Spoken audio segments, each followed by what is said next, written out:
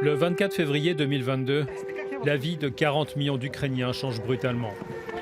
Commence alors ce qu'on appelle ici la Grande Invasion, le premier conflit de cette importance en Europe depuis la Seconde Guerre mondiale. Pour Valia et son mari Vania, pour Yulia et son compagnon Arthur, et pour Dima et sa femme Olena, la résistance contre l'agression de la Russie avait déjà commencé en 2014 avec l'occupation de la Crimée et du Donbass. La récente attaque par la Russie a renforcé leur détermination. Ces personnes se connaissent, elles forment presque une petite famille et elles s'engagent pour soutenir les leurs. Nous les avions rencontrés en 2019, puis le jour fatidique du 24 février dernier. J'ai décidé de commencer une opération spéciale militaire. Poutine, le bâtard, nous a attaqués. Quel bâtard! Toutes et tous ont survécu, parfois miraculeusement. C'est leur année de guerre qu'ils vont nous raconter.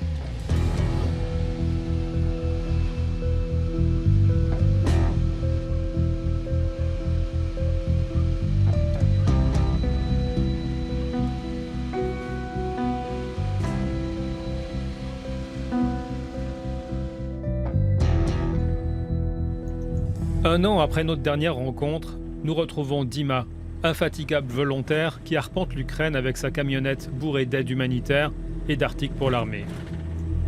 Sa vie change radicalement en 2014. Ancien journaliste sportif et alpiniste, il lâche tout pour soutenir la résistance dans le Donbass. Depuis l'an dernier, le 24 février 2022, son engagement redouble. Dima est notre guide. Nous allons traverser toute l'Ukraine avec lui, en commençant par la région de Lviv, où nous attendent de vieilles connaissances. On va chez Vania et Valia. Je ne sais pas comment ils ont réussi à s'enfuir, car il me semble que leur village a été occupé en 2 ou 3 jours. S'ils étaient restés pour cette famille, ça aurait été, disons, la fin. Heureusement qu'ils ont pu quitter leur village. On va voir comment, parce que je ne les ai pas revus depuis.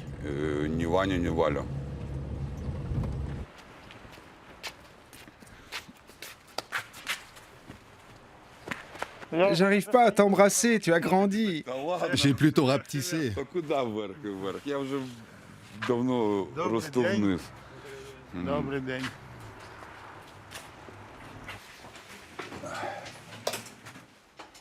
Elle est où, Valia?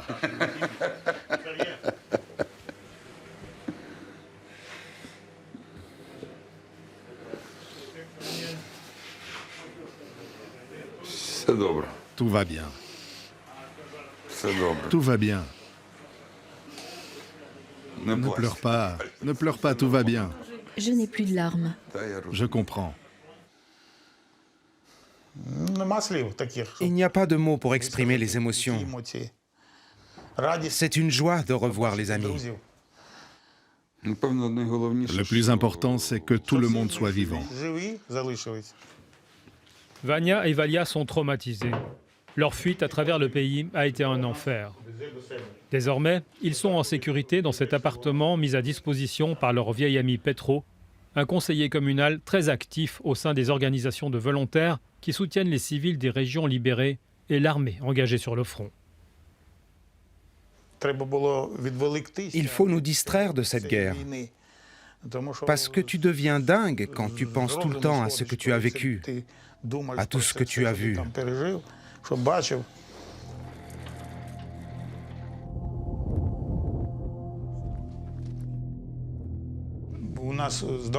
Notre état de santé s'est considérablement dégradé. Moi, je me suis retrouvé à l'hôpital. Ici, la communauté locale m'a aidé, m'a apporté des médicaments.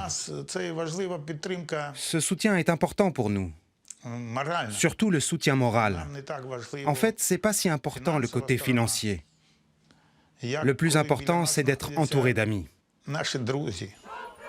Et ça tombe bien, c'est le jour du Noël orthodoxe. Des célébrations qui, cette année, se déroulent dans une ambiance inhabituelle. Accroche-le quelque part.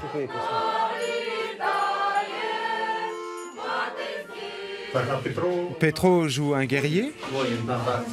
Oui, c'est un guerrier. Ah, et voilà encore un romage.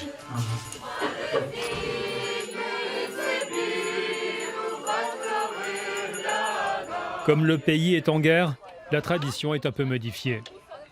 Vania accompagne la troupe de Petro pour célébrer la nativité dans les familles, mais ce n'est pas avec des petits fours que les chanteurs veulent être payés.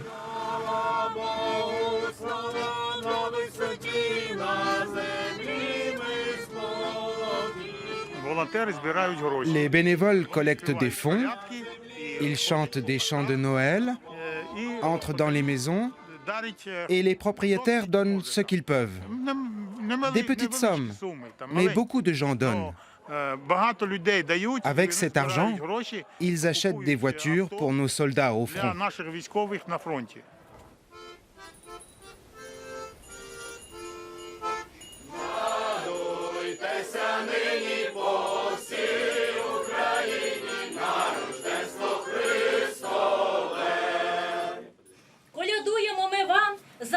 Si on chante, c'est grâce à nos défenseurs.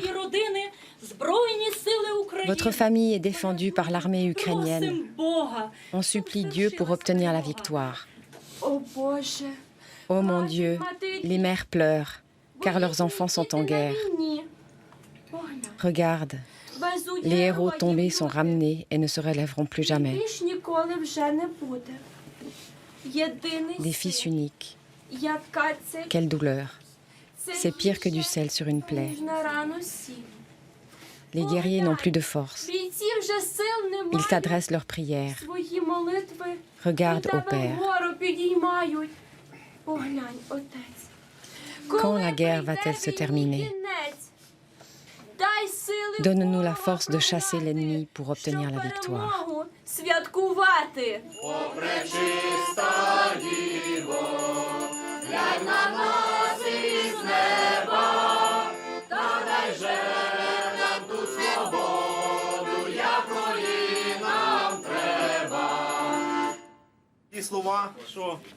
Quand nous évoquons les bâtiments détruits, les caves où les gens prennent refuge et la manière dont les gens se sont sauvés, voici l'oncle Vania, qui vient de Mariupol. Il a tout perdu et il peut en témoigner. On te rend hommage, on te remercie. Gloire aux gens comme toi et à notre nation.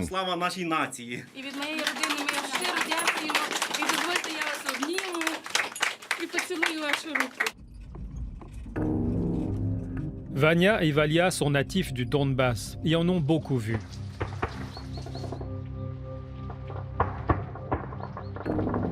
Leur année de guerre est une véritable odyssée. Elle commence à Tchermalik, leur village situé sur la ligne de front.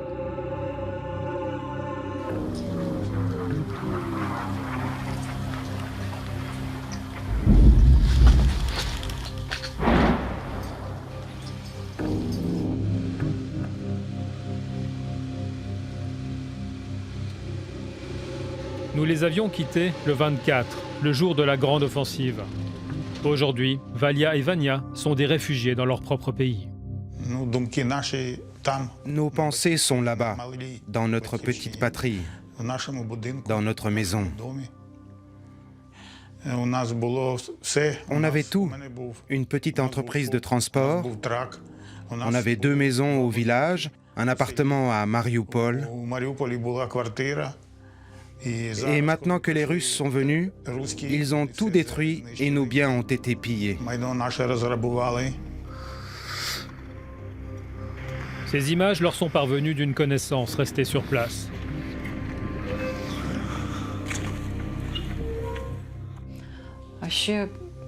Et surtout, on aidait beaucoup de soldats. Et ces jeunes militaires en bonne santé meurent. Et ça n'apaise pas l'âme. Je pleure tous les jours. Encore dans leur village aux premières heures de l'invasion, le couple est très vite prévenu de la présence toute proche des troupes russes. Nous, en tant que volontaires depuis 2014 et volontaires pro-ukrainiens, On figurait sur les listes des gens à exécuter. On nous a prévenus que si les Russes venaient, ils nous tueraient. Comme ils l'ont fait dans toutes nos villes ukrainiennes. À Boutcha, Irpin, Kharkiv, Kherson et dans toutes les autres villes.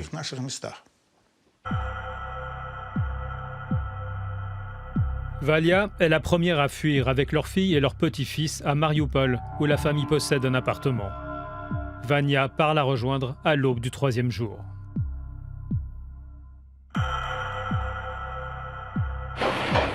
Pour la famille, commence une période de calvaire qui voit la grande cité industrielle de l'Est se transformer en ville martyre. Les civils mouraient en grand nombre. Les cadavres étaient abandonnés partout dans les rues et il n'y avait personne et nulle part pour les enterrer. Certains étaient enterrés près des maisons. C'était horrible. C'était une horreur à chaque minute. Si ça ne frappait pas avec des roquettes Grad, alors c'était des chars.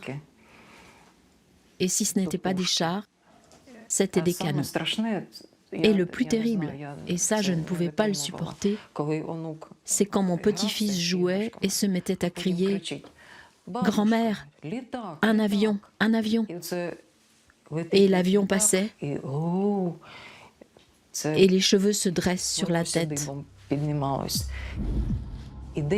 Il largue la bombe, tout le bâtiment tremble et tu penses « Dieu merci, pas sur nous ». Et puis tu réalises que d'autres habitants de Marioupol sont morts. Beaucoup de personnes sont mortes sous les bombes, à la recherche de nourriture et d'eau. On vidait l'eau des radiateurs pour la boire. Certains ramassaient la neige au sol et la filtraient. Plus ou moins filtrée. Ça fondait et on la buvait. Après 3 semaines à frôler la mort, le couple décide de fuir Marioupol. On protégeait notre petit-fils dans le vestibule de l'appartement. Les fenêtres avaient explosé, les immeubles brûlaient. Il y avait 3 familles qui restaient tout au plus dans notre immeuble parce que tout le monde était parti.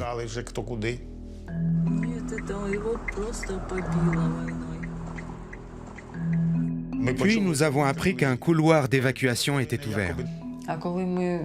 Et quand nous avons quitté Marioupol le 18 mars, c'était l'horreur.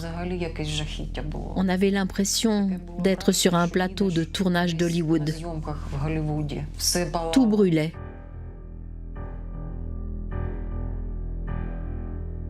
Et lorsqu'on est passé près du théâtre d'art dramatique détruit, il y avait de la fumée qui s'en échappait encore. On a constaté que Marioupol n'existait plus. Les Russes ont détruit la ville et la population de manière systématique. C'était planifié, fait exprès. Beaucoup disaient « C'est pas possible qu'ils tirent sur les civils ». Mais comment ça ne peut pas être possible puisqu'on l'a vu? Puis on est sorti de la ville. Arrivé au checkpoint russe, on a été contrôlé. Il y avait beaucoup de monde, il y avait beaucoup de voitures, comme des colonnes de fourmis. Certains avec des sacs ou des valises. De nombreuses personnes étaient à pied avec des brouettes. J'ai vu ça et ça m'a rappelé quand j'étais enfant les films que nous regardions sur les réfugiés fuyant l'Allemagne fasciste quand ils étaient bombardés. Là, c'était encore plus terrible. Nous n'aurions jamais pensé que les Russes puissent faire une chose pareille.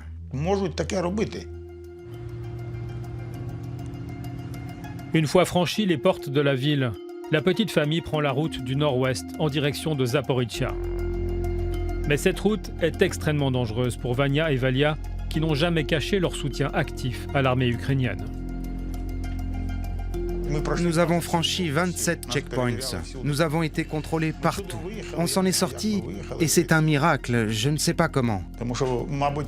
Apparemment, les checkpoints n'avaient pas reçu les listes contenant nos données pour qu'on soit arrêtés, parce qu'on aurait dû être exécutés. Les gens comme nous étaient fusillés sur place.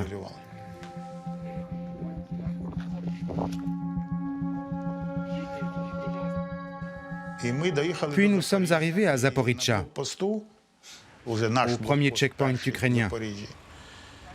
Là, un soldat nous a reconnus. C'était le mari de Yulia, dit l'écureuil.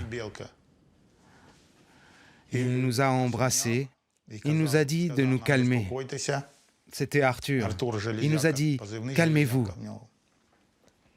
Vous êtes à la maison. » Et il nous a envoyés chez lui.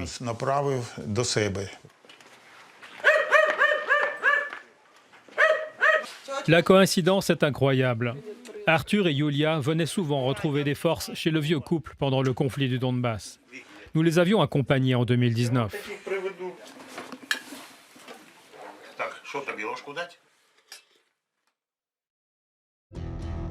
Le lendemain, sur invitation de leur ami Petro, la famille prend finalement la route de Lviv pour y trouver refuge. Depuis leur arrivée, Vania et Valia poursuivent leurs activités de volontaires. À l'ouest de l'Ukraine, de grands entrepôts comme celui-là reçoivent des biens de toutes sortes venant d'Europe et des États-Unis. Les gens n'ont pas pu rester chez eux depuis le 24 février.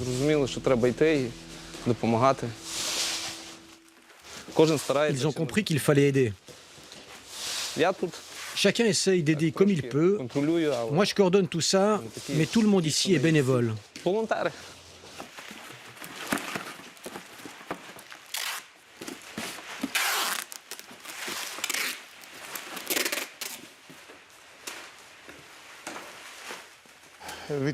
C'est important. La victoire dépend de nous, de chaque Ukrainien.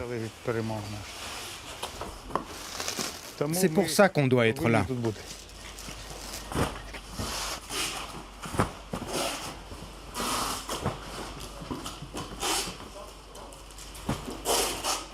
Cette précieuse aide est prise en charge par tout un réseau de distribution qui alimente par capillarité les populations les plus exposées et les 1000 km du front. Un réseau dans lequel Dima est actif depuis le début. Après l'invasion par la Russie, de nombreuses personnes ont fui Kiev et l'Ukraine. Mais les gens n'abandonnent pas. Ils continuent à agir comme volontaires et ils recherchent partout en Europe ce qui peut nous aider dans cette guerre. Et moi, chaque fois que je vais en Europe, je ne reviens jamais à vide. Là, j'amène un surplus de sous-vêtements thermiques, car la plus grande partie a déjà été livrée sur le front. Au début, le 24, ça n'allait pas à Kiev. Alors je suis resté ici pour prendre part au combat. Ensuite, je me suis rendu 2 fois dans les territoires libérés, à Kherson et à Mykolaïv. Mais malgré sa mauvaise posture, l'armée russe est importante. Comme on dit souvent, leur armée n'est pas forte, elle est longue. Par conséquent, maintenant, c'est très difficile à Soledar et à Bakhmout. Beaucoup d'amis sont morts, malheureusement.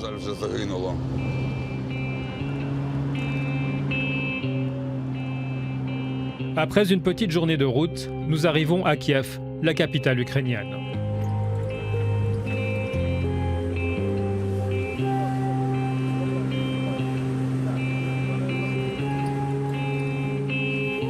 C'est là, à l'est de la ville, que se trouve la destination de Dima.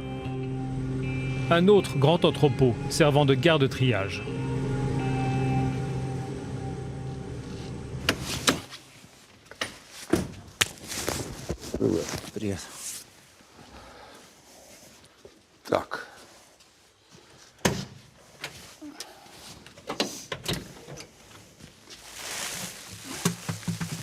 Voilà le reste des vêtements thermiques. On les met où? On les met dans l'entrepôt.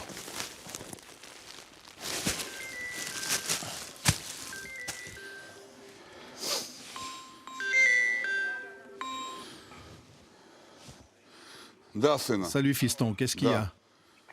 Est-ce que tu es occupé? Oui, pourquoi? Ok, je peux te rappeler plus tard. Qu'est-ce que tu veux? Je voulais te montrer ma canne à pêche. Tu l'as bien reçu alors? Bon, ben plus tard. Allez. Ce lieu est tenu par Patriote UA, une organisation qui se présente comme un fonds de charité internationale actif dans le soutien aux civils, aux militaires et dans la reconstruction des maisons détruites par la guerre. Ça, c'est des barres énergétiques. Il y a une machine à coudre, si tu veux. Non, donne-moi des trucs énergétiques. Ça, c'est des boissons énergétiques de l'armée britannique. Donne-moi un peu de tout. Peps? Un chariot? Tu amènes ça où?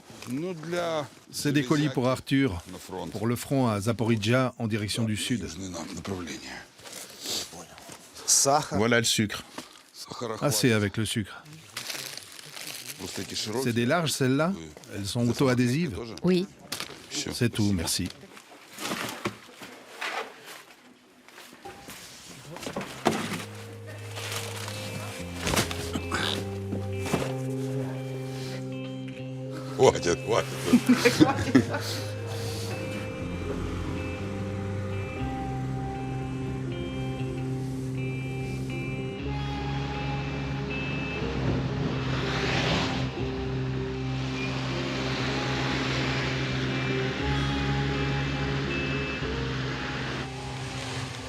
Constamment en livraison jusque dans les endroits les plus exposés, Dima n'est pas souvent à la maison. Viens ici, viens ici. Lena!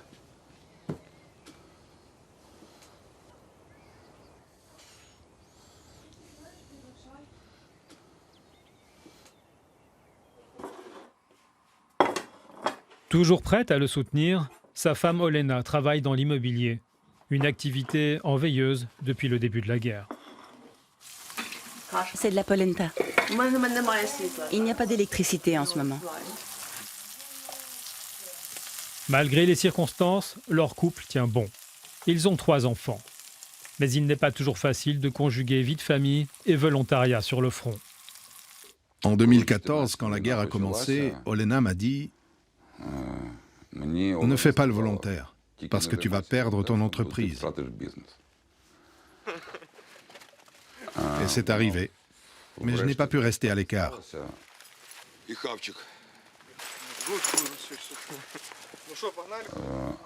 tu commences à le faire, c'est très difficile d'arrêter. Enfin, pas difficile, juste impossible.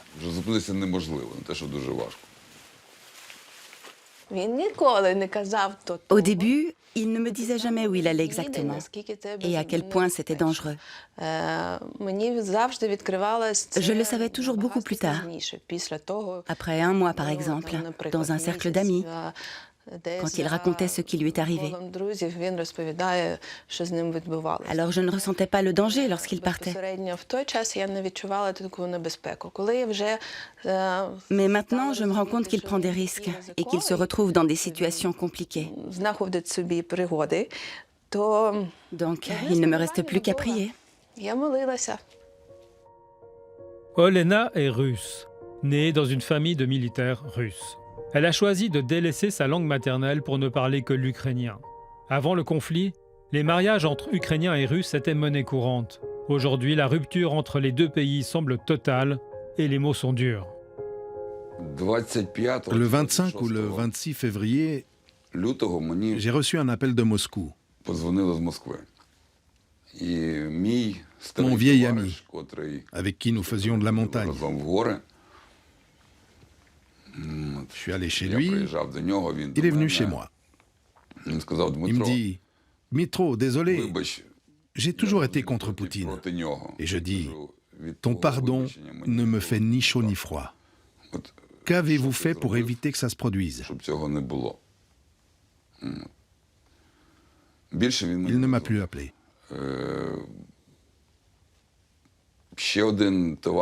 Un autre camarade alpiniste s'est retiré de mes amis sur Facebook. Il y a peut-être des gens là-bas qui comprennent que ce qui se passe ici n'est pas juste. J'admets qu'ils sont peut-être plus nombreux que je le pense. Mais nous, on est allés à Maïdan et on a chassé notre président Yanukovych. Eux, c'est un pays d'esclaves qui non seulement ne peuvent rien faire, mais ne peuvent même pas exprimer leur propre opinion. Tout y est tué. La démocratie est tuée. Les médias indépendants sont tués. Ils ont même tué Leur volonté. leur volonté de résister. La famille n'est pas au complet. Pour les Ukrainiens, la priorité a vite été de mettre tous les enfants en sécurité. Ceux d'Olena et Dima sont en Lituanie avec leur grand-mère. Le pire, c'est probablement que les enfants ne sont pas là. Mais c'était notre décision. Peut-être encore plus la mienne. Surtout quand ça chauffait à Kiev.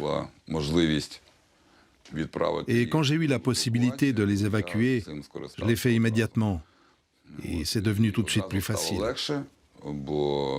Parce que c'est plus facile de t'engager quand tu sais que tes enfants ne sont pas exposés.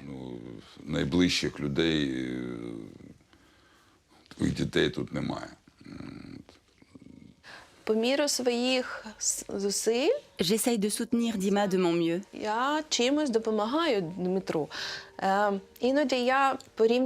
Parfois, je me compare à d'autres filles plus inventives et plus audacieuses qui font beaucoup de choses. Même plus que les hommes. Peut-être que je n'ai pas autant de force. Pour moi, ma famille a toujours occupé la première place. Mes enfants.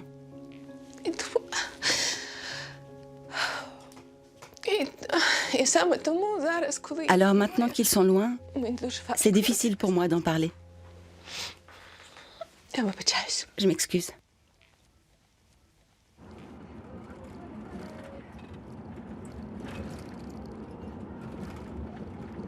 Le jour suivant, nous prenons la direction de Zaporizhzhia. 8 heures de route en direction du sud-est.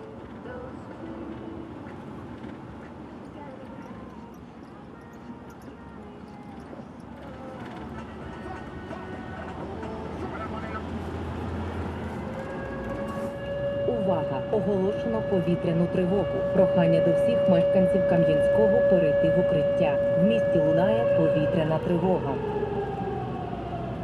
Signe que le front se rapproche, la radio et nos téléphones annoncent une alerte aérienne. Un son devenu tristement habituel dans toute la région.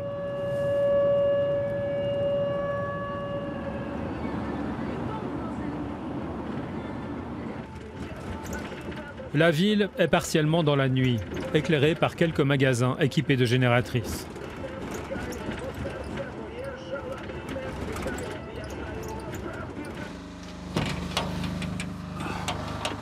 Le lendemain, Dima retrouve son amie Yulia.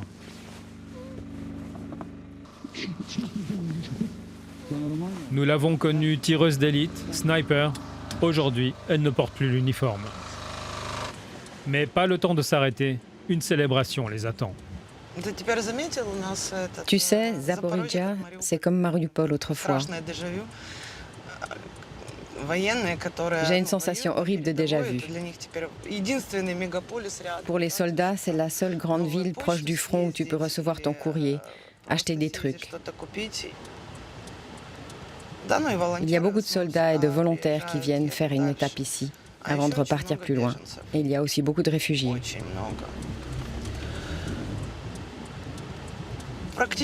La plus grande partie de l'oblast est occupée.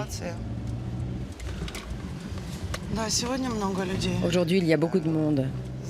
Il y a des obsèques dans cette église gréco-catholique.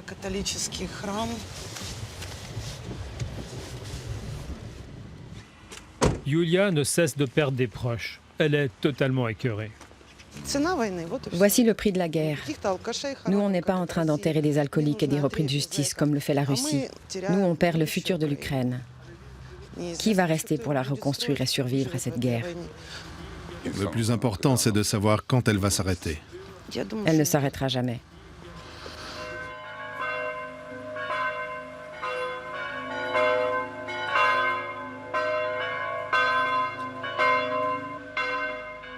Zaporijtsa enterre Denis Tarasov, un avocat tombé au front en défendant sa ville. L'homme était connu, il était en campagne politique pour devenir maire. Yulia faisait partie de ses soutiens actifs. Il laisse une femme et 2 enfants derrière lui.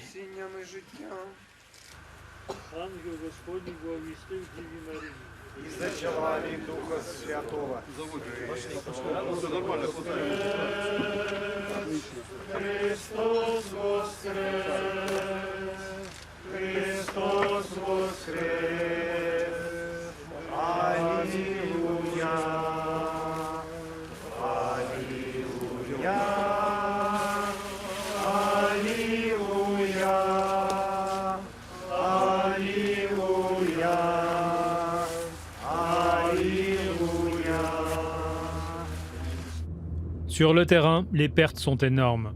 Les chiffres sont flous, mais certaines estimations portent à 300 000 au total le nombre de soldats morts et blessés dans les 2 camps, auxquels il faut ajouter des dizaines de milliers de civils.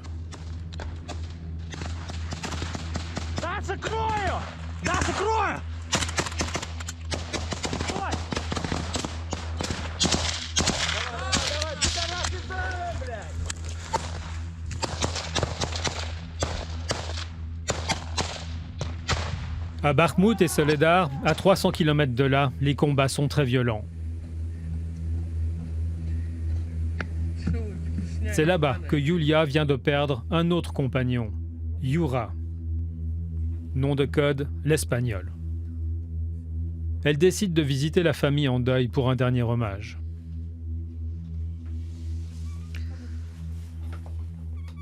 Ce père de famille se battait depuis plusieurs années dans le Donbass.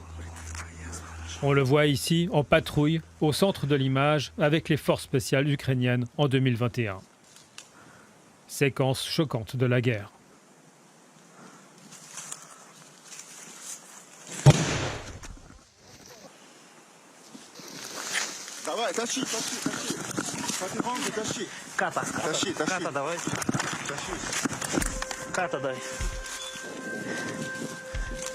L'Espagnol marche sur une mine et perd une partie de sa jambe.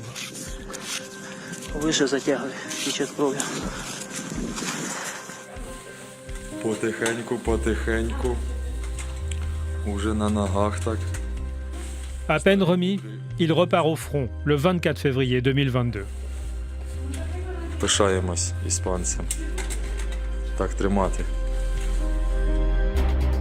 En opération, il marche à nouveau sur une mine, mais avec sa prothèse cette fois. Ça ne l'arrêtera pas. Il reprend le combat et finalement meurt suite à un bombardement à Bakhmout le 5 janvier. Courage, tu dois rester forte. On fait ça pour nos enfants.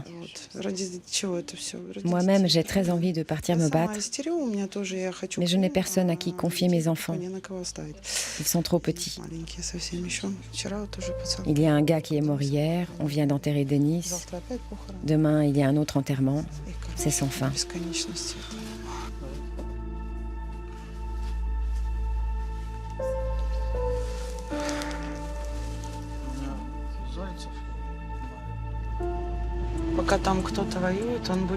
Il sentait qu'il devait y aller.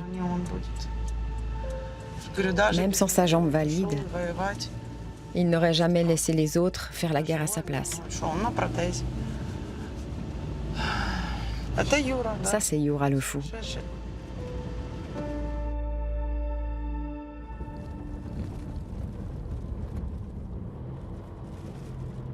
Le lendemain, Yulia nous emmène voir la petite entreprise qu'elle a bâtie avec son mari Arthur. Un élevage de poulets dont la construction a été interrompue par la guerre. Les ouvriers sont tous partis combattre. Yaroslav, son fils aîné, lui donne un coup de main quand il n'est pas à l'école militaire. Les conditions sont un peu rustiques. Cette salle, c'est pour la désinfection. Là, c'est les poulets.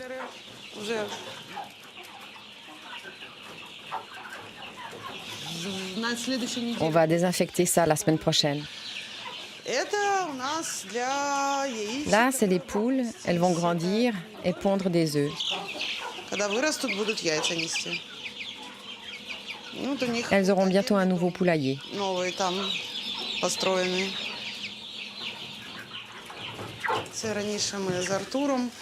Avant, je travaillais ici avec Arthur. C'était un business de famille. Maintenant, j'y arrive plus toute seule. Il y a des filles du coin qui m'aident.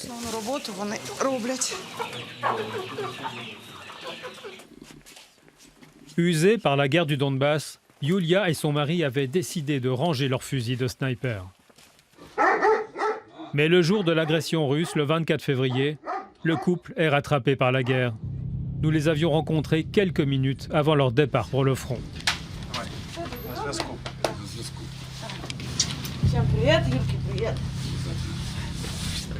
Devant l'intensité des combats, une importante décision va vite s'imposer.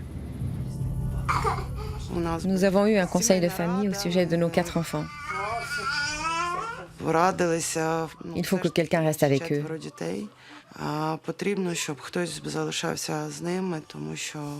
Parce que quand les 2 parents meurent dans la même tranchée à cause d'un tir de mortier,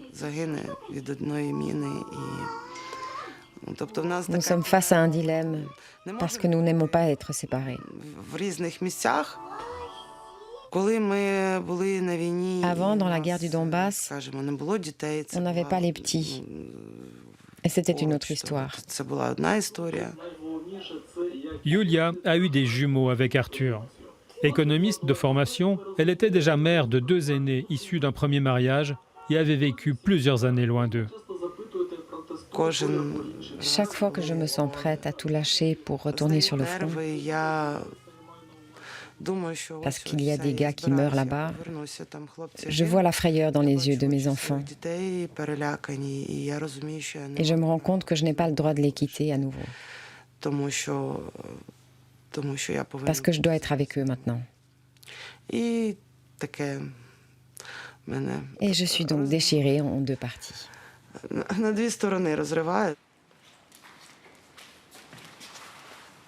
Je suis devenue sniper, non pas parce que j'aime vraiment les armes, au contraire, je n'aime pas du tout ça.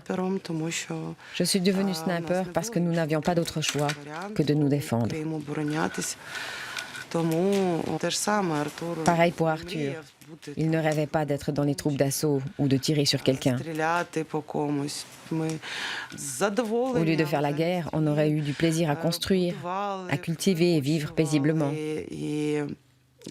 Mais nous avons été attaqués. Est-ce que tu me vois?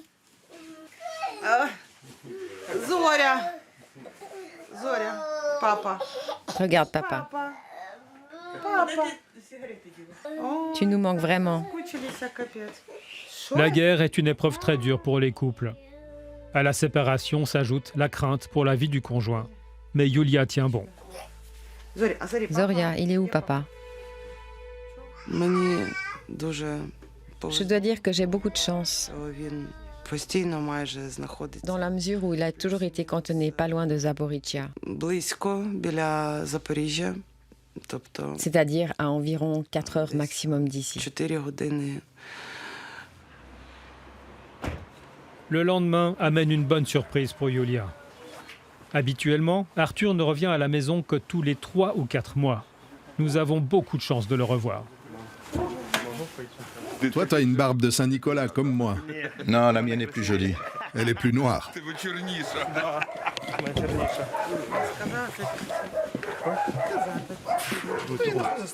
Il n'y a pas d'électricité. Faut allumer la génératrice.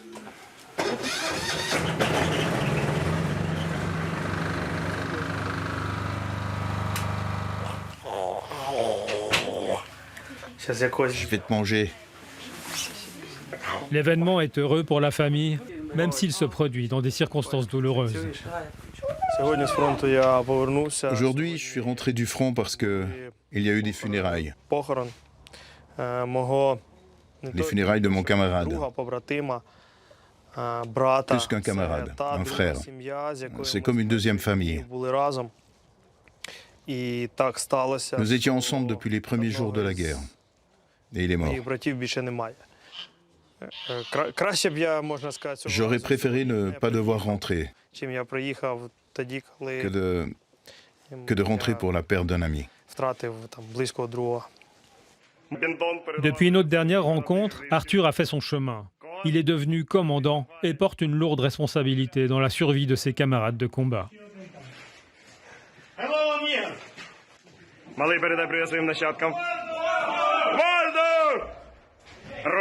Dans cette séquence, on l'entend galvaniser ses troupes juste avant une attaque massive de l'armée russe.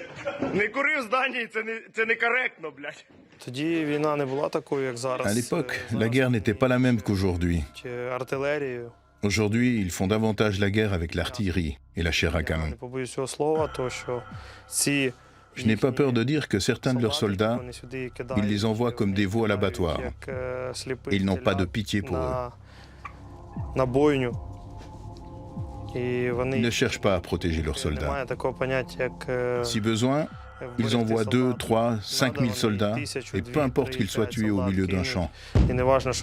Personne ne vient les chercher. Ils attaquent. Peu importe pour eux combien de soldats meurent. Selon moi, ce n'est pas une façon de faire. Les soldats ne comptent pour rien. De notre côté, nous prenons soin de chaque soldat. Et nous essayons de les sauver autant que possible. Eux ne font pas ça. Ils jouent sur la quantité. Comment penses-tu que ce conflit va évoluer ? Au maximum, encore 6 mois.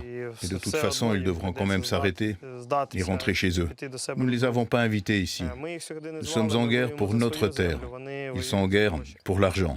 Nous avons une motivation plus grande. Et de toute façon, on va gagner et on n'acceptera rien d'autre, quoi qu'il arrive. Le jour où tout ça s'arrête, quelles seront vos priorités à toi et à Yulia ? On pourra être ensemble, en famille, continuer à exploiter la ferme que nous essayons de construire malgré tout, garder la forme, élever les enfants, voyager, se détendre et simplement vivre pour les enfants, en paix. C'est mieux d'être ensemble. Non, c'est pas mieux. C'est le plus important d'être ensemble.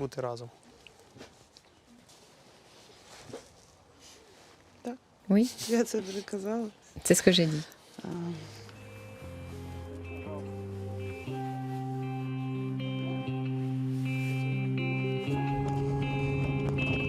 Mais le passage d'Arthur est très court.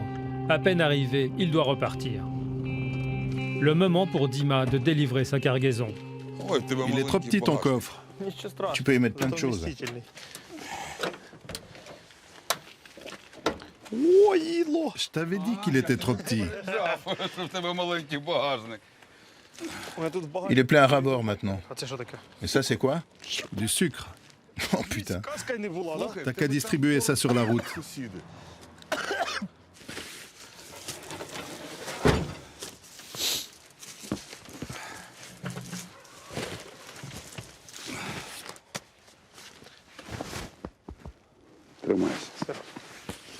Donne des nouvelles. Ça marche.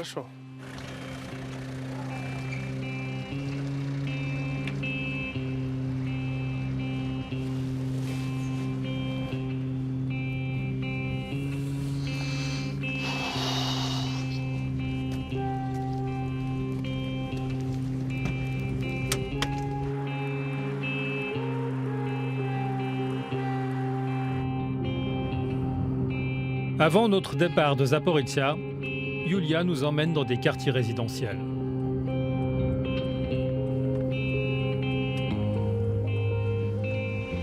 C'est toute une partie du bâtiment qui est tombée.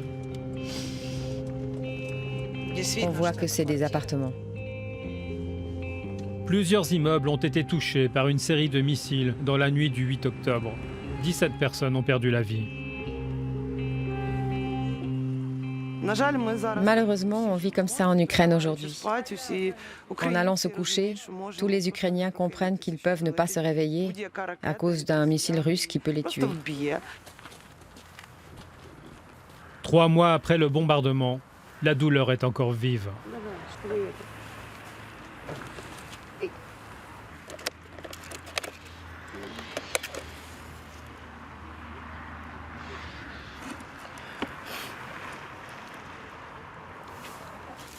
Salut, Poutine. Tu me vois ici maintenant à Zaporizhzhia. T'es un animal. Qu'est-ce que t'essaies de faire? Ces enfants sont morts à cause de toi, salopard.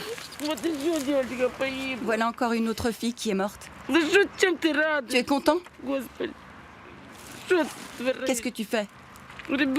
Cet enfant voulait faire quelque chose de sa vie et tu lui as enlevé ça. Que le monde entier voit ça. Souviens-toi, je vais te trouver et te tuer à Moscou, espèce d'animal. Souviens-toi. Cette colère dévorante n'est pas prête de s'apaiser. Les grandes villes d'Ukraine sont bombardées sans cesse. Sur le chemin du retour, nous passons par Dnipro, victime d'un tir de missile un jour plus tôt.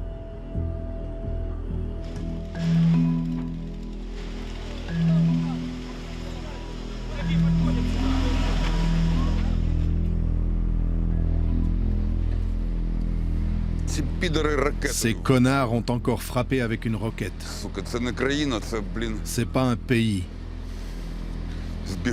C'est une bande de terroristes.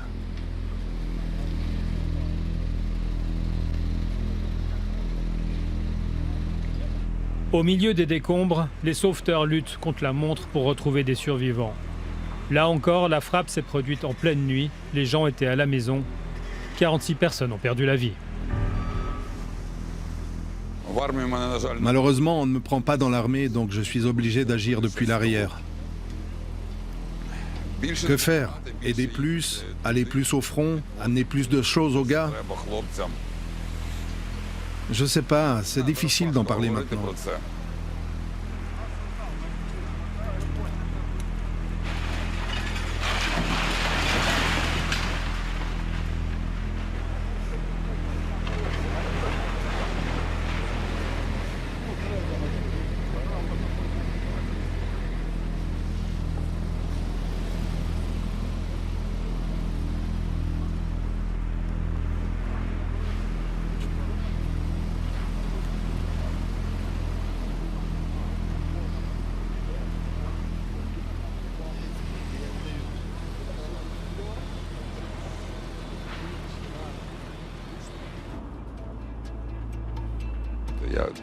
Je suis convaincu de la victoire. Je le disais il y a 1 an, et j'en suis encore plus convaincu aujourd'hui. Ce ne sera pas facile. On paiera un prix très élevé, mais nous vaincrons.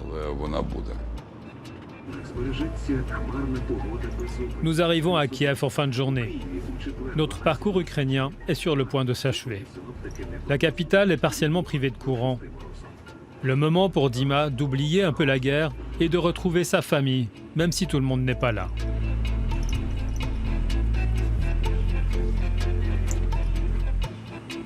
Avec Olena, ils appellent leurs enfants en Lituanie. Le réseau téléphonique fonctionne encore sur le parking de ce supermarché. Allô. Salut. Salut.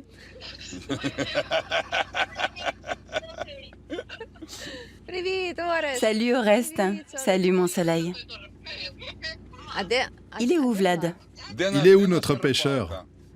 Le pêcheur est juste à côté. Explique-nous ce que c'est.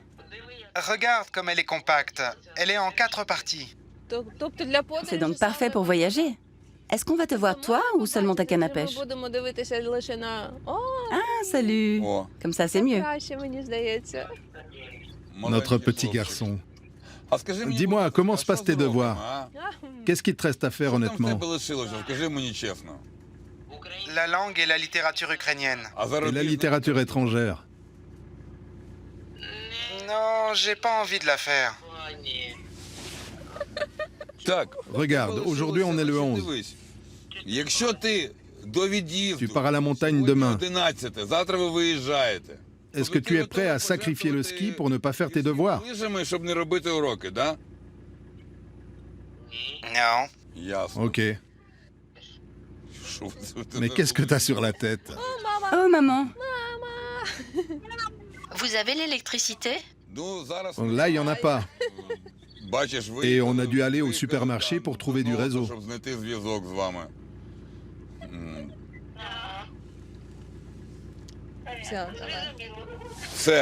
Bye bye. Пока-пока. Bonne nuit. C'est un peu tôt, oui.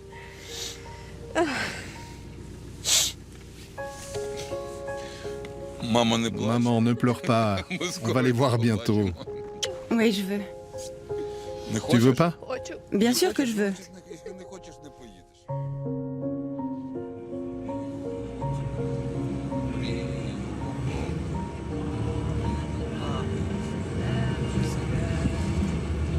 La guerre, pour combien de temps encore?